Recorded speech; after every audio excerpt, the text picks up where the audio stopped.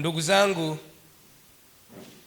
watumishi wenzangu wote ambao mmeitwa na Bwana wetu Yesu Kristo na kutumwa shambani mwa Bwana, somo hili linatuhusu na linatugusa kwa sababu ni maelekezo na mafundisho yake Bwana wetu Yesu Kristo, hasa alipowaagiza wanafunzi wake na kuwatuma. Ninyi pamoja nami tumetengwa kwa kazi maalum. Duniani zipo kazi nyingi za kufanya, lakini ninyi mmeitwa kwa kazi maalum, kazi ambayo tumepewa na Bwana wetu Yesu Kristo. Ni kazi ya kwenda kumwakilisha Mungu kwa kutangaza habari zake Bwana wetu Yesu Kristo. Na kama tumepewa wajibu huu, sio wajibu mwepesi, ni wajibu mtakatifu wa Mungu mwenyewe. Mnakumbuka ninyi wachungaji, tunapoapa tunasema ya kwamba sisi tutatoa hesabu mbele ya kiti cha Mungu. Maana yake ni nini? Maana yake tunabeba dhamana ya kuchunga na kulisha kundi la Mungu hili. Yesu alikuwa na wanafunzi 12, haikutosha akawekwa na 70. Na leo hii kwenye kanisa na kwenye ibada hii mpo wachungaji, mpo wazee wa kanisa, mpo maparishweka na wainjilisti. Ninyi mmetengwa kwa kazi ya Mungu. Sio kazi nyepesi, sio kazi ya mchezo, sio kazi ya mzaha, sio kazi ambayo ya kujivunia. Ni kazi takatifu ya Mungu ambayo ina heshima machoni pa Mungu. Leo tumesimama mbele ya Mungu katika wakati wa pekee sana, ambapo tumeitwa kushiriki meza ya Bwana, na si kwa desturi tu, bali kwa kusudi la ndani kabisa la kiroho. Kusudi la kiroho. Neno la Mungu linatufundisha kila wakati, na mikazo ya neno la Mungu katika Wakorintho wa kwanza sura ya 11 mstari wa 23 na 24.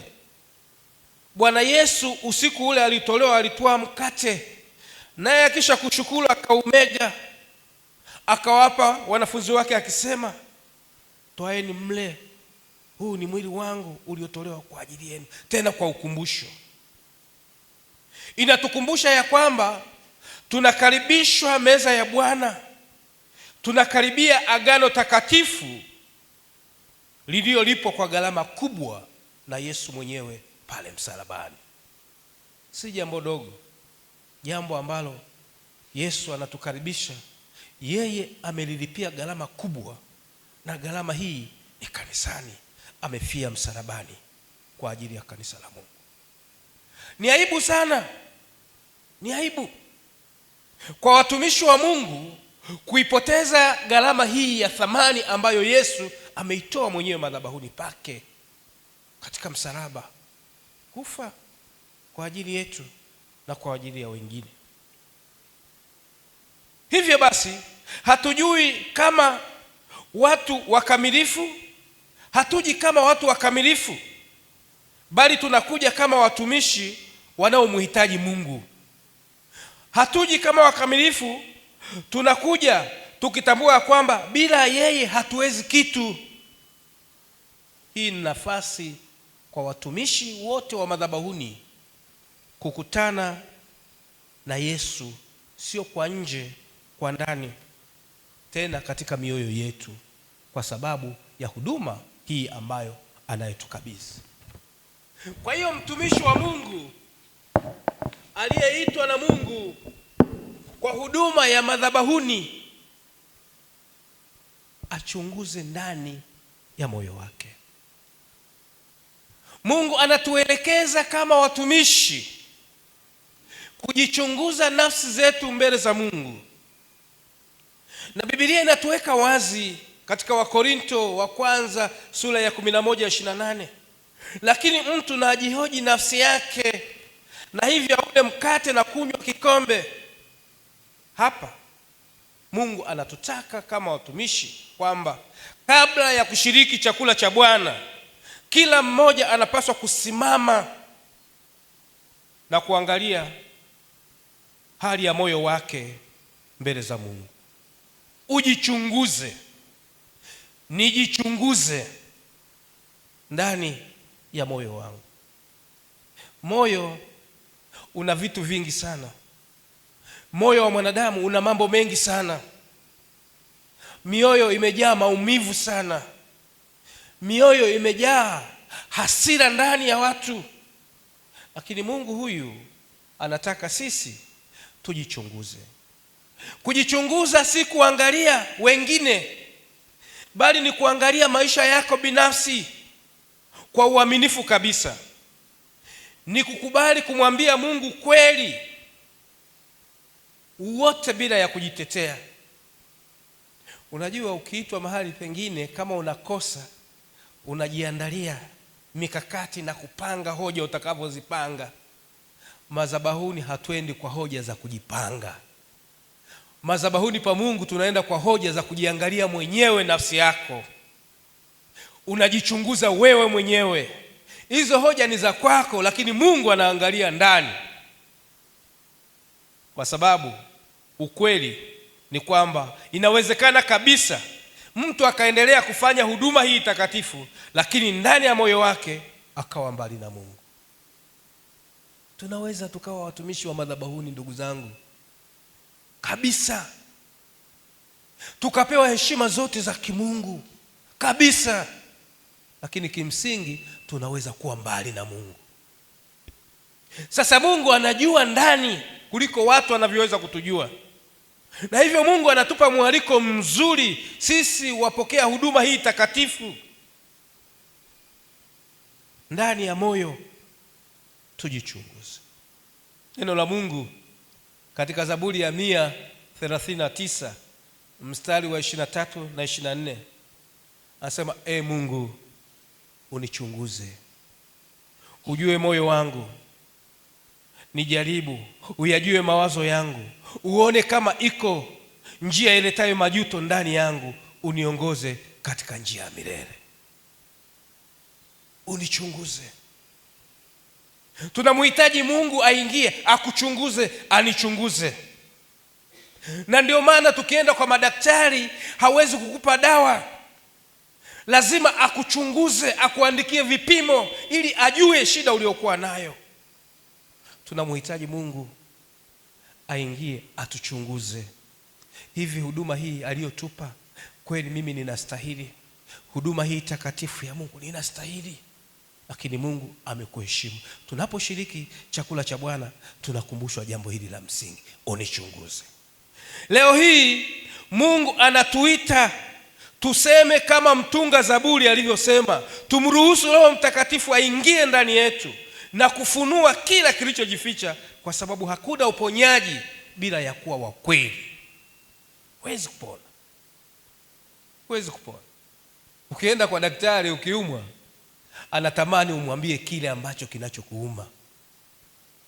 Na hata ukienda kwa Mungu madhabahuni pa Mungu leo, sisi kama watumishi wa madhabahuni tuzungumze na Mungu kile iliyo kweli, shida yetu na udhaifu wetu, ili Mungu aubebe.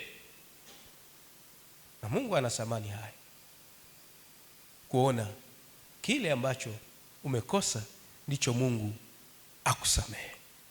Kwa hiyo leo ni siku ya kujichunguza ndani.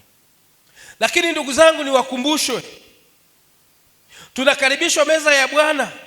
Tunakumbushwa kwamba mwili wa Kristo ulivujwa kwa ajili yetu, kama ilivyoandika katika Wakorinto wa kwanza 11:24, huu ndio mwili wangu. uliotolewa kwa ajili yenu. Inatufundisha katika maisha ya kiroho, damu ya Yesu iliyomwagika ina umuhimu kukua na kumtumikia Mungu katika maisha yetu. Damu ya Yesu hii iliyomwagika inatutia nguvu katika utumishi wetu. Ndugu zangu, tumeitwa katika huduma hii. Sio huduma nyepesi, ni huduma ngumu sana. Ni huduma ambayo itatuhitaji kila wakati kujiweka wakfu. Ni huduma inayotuhitaji kuongea na Mungu. Ni huduma inayotuhitaji kumsikiliza huyu Roho Mtakatifu atufundishe kama anavyotaka tuliongoze kanisa lake. Usiingie kanisani kwa maigizo tu.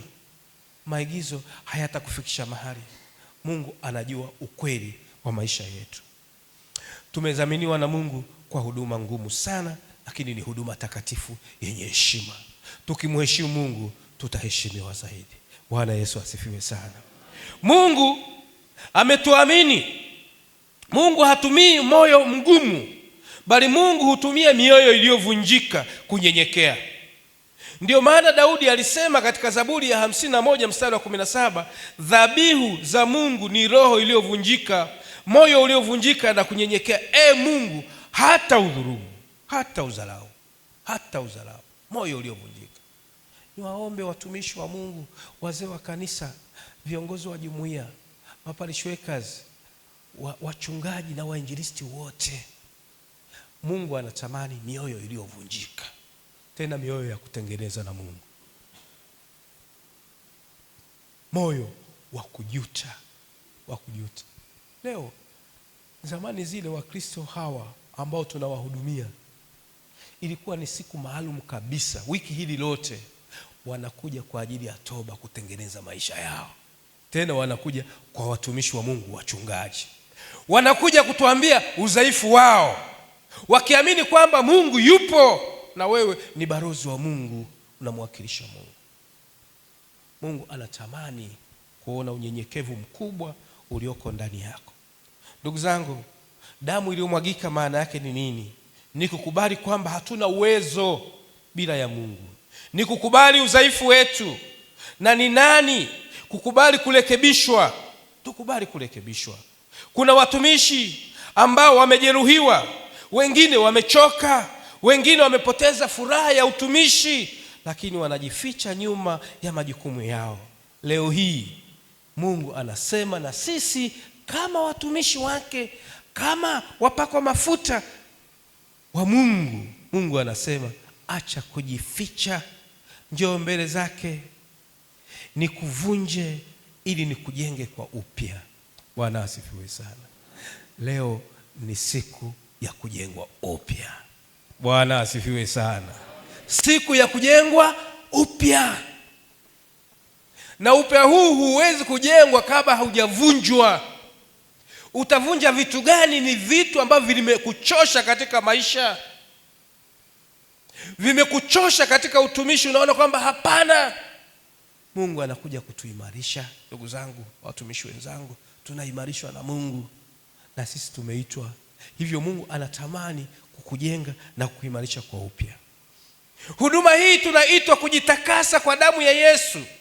Biblia inataka kila mtumishi, kila Mkristo ajitakase. Wakorintho ule wa kwanza sura ya 11 mstari wa 27, basi mtu awaye yote aulaye mkate huu na kunywa kikombe cha Bwana asivyo stahili atakuwa na hatia. Hapa ni onyo hili, si la kufukuzwa, bali ni kutualika katika utakatifu wa Mungu, kujichunguza, kutakaswa. Tunatakaswa dhambi ili tunaandaliwa kwa kazi ya Mungu. Hii ni habari njema, na ni kwamba Mungu ametupatia njia ya utakaso, njia ya kutufanya kuwa vyombo vyake. Na neno la Mungu linatuweka wazi katika Yohana wa kwanza 1:19, tukiziungama dhambi zetu, yeye ni mwaminifu na wa haki hata atuondolee dhambi zetu. Na pia katika Yohana wa kwanza sura ile ya kwanza mstari wa 7, damu ya Yesu na mwana wake yatutakasa dhambi, sioshwi dhambi zangu bila damu ya nani? Ya Yesu. Sioshwi dhambi zangu bila damu yake Yesu. Hapendezewi Mungu bila damu yake Yesu. Hakuna kabisa dawa ya makosa ya kututakasa ila damu yake Ndugu zangu, nimalizie kwa kusema ya kwamba Mungu wetu si Mungu wa hukumu, bali ni Mungu wa rehema na kupokea wanaotubu na kurudi kwake. Kila anayekubali kutengeneza, Mungu anampokea. Na sisi kama watumishi tunakabidhiwa kundi la Mungu hili. Tunamuona Petro mtume ambaye alimkana Yesu, lakini bado Yesu akamrejesha. Hata wewe inawezekana umepita mahali ukamwacha Mungu, lakini Mungu leo anatupa urejesho. Tena pamoja na urejesho huo, Petro anakabidhiwa kundi la Mungu, lisha kondoo zangu. Ninyi nendeni sasa mkalishe kundi hili ambalo Mungu ametukabidhi katika kanisa lake. Nendeni mkalishe kundi la Mungu kwa uaminifu. Lisheni kanisa lake Mungu aliyotukabidhi, mkikumbuka ya kwamba siku ya mwisho sisi ndio tutakaoulizwa. Hili kundi mnaokabidhiwa sio kundi jepesi, ni kundi la Mungu mwenyewe. Hivyo Mungu anatukumbusha na anatufundisha kwamba hata kama tumeshindwa, hata kama tumepoteza mwelekeo kwa muda, wanahisi wamepoteza nguvu nyingi, wengine wamekata tamaa, lakini neno la Mungu linakuja kwako na kwangu na kusema bado kuna nafasi ya kuanza tena. Maisha ulioishi inatosha. Sasa tembea na huyu Yesu. Nenda katangaze mauti ya Yesu. Nenda katangaze ushindi wa Yesu, ambaye Yesu damu yake inatutakasa na kutuosha dhambi zetu kabisa. Yoeli 2:25 nasema, nami nitawarudishia hiyo miaka iliyoliwa na nzige. Inawezekana ulipoteza heshima ya utumishi wako, lakini leo Yesu mwenyewe anayekwenda msalabani anaturudishia heshima. Hivyo mnapokwenda katika shamba la Mungu, katika sharika zenu, watu wamuone Yesu anayewatuma, tena watu wapya, sio watu wa zamani. Sio watu mliopoteza heshima, bali ni watu mnayetunza heshima ya Yesu. Mnaenda kama mabalozi wa Yesu, ambao wajibu wenu kubwa ni kulisha kundi lake Mungu. Wapo Wakristo waliokata tamaa, wapo Wakristo ambao wamepoteza imani, Mungu akawarejeshe. Mungu anaweza kurejesha hata wale waliopotea kwa muda mrefu kupitia upya wa maisha yako wewe. Ndugu zangu, Biblia hii inatukumbusha mambo ya msingi kabisa, kama nilivyosema kwamba upya wa utumishi. Leo tunapata upya wa utumishi. Unasema, kwa maana kila mlapo mkate huu na kunywea kikombe hiki mwaitangaza mauti ya Bwana hata ajapo. Mungu anatuambia kwamba tunaposhiriki chakula cha Bwana tunakumbushwa wito wetu wa kuhubiri Injili kwa kumtumikia Mungu kwa uaminifu, kwa uaminifu sana. Na hipo ndipo watu watakapoingia katika nyumba za ibada wanakutana na Mungu. Wakimuona mzee wake wa kanisa anamshukuru Mungu, akimuona kiongozi wake wa jumuiya anamshukuru Mungu, akimuona mchungaji wake anaona matumaini mapya ya kwamba Mungu ameshuka, tena Mungu anawahudumia. Ninyi mmepewa wajibu huo. Ndugu zangu, utumishi unaweza kupoa kama hakuna nguvu ya ndani, lakini Mungu anataka kutuhusisha upya, na kama ilivyoandikwa katika Isaya 40 mstari wa 31, bali wao wamngojao Bwana watapata nguvu mpya, watapata juu ya mbawa kama tai. Na hivyo ninatamani sana mnapokwenda kushirikisha chakula cha Bwana kwa waumini, ninyi muwe mmeinuliwa na Bwana kwa utukufu zaidi. Leo ndugu zangu, Mungu anataka kuturejeza upendo wake wa pekee sana. Anatupa upendo wa kuturejeza. Kwa hiyo tunaposhiriki tuone kwamba Mungu anaturejeza. Moto wake ukurejeze, nguvu yako ya Mungu ikurejeze, ili kusudi utumishi wako ukaendelee kupata kibali zaidi na zaidi. Wapendwa watumishi wenzangu, nimalizie kwa kusema ya kwamba meza ya Bwana si ya watu wakamilifu, bali ni ya watu wanaotambua wanamhitaji Mungu. Hivyo basi leo tusije kwa mazoea, bali kwa moyo wa kujisalimisha, kama ilivyoandikwa Ibrania 4:16, basi na tukikaribie kiti cha rehema kwa ujasiri, ili tupewe rehema na kupata neema ya kutusaidia wakati wa mahitaji. Kwa hiyo neno hili litusaidie, lituongoze, lituimarishe katika utumishi wetu. Na sasa ninyi mkawashirikishe waumini hawa kwa kulisha kundi la Mungu kama Yesu alivyotuagiza. Mungu wa amani awalinde, awatunze tangu sasa na hata milele. Amen. Tusimame tuombe. Uhimidiwe Mungu wetu uliyetupa heshima na kibali hiki, ukawe kwetu tangu sasa na hata milele. Amen. Uchunguze ndani yangu 189. Uchunguze ndani yangu iwe safinia kwangu kama kwako Mungu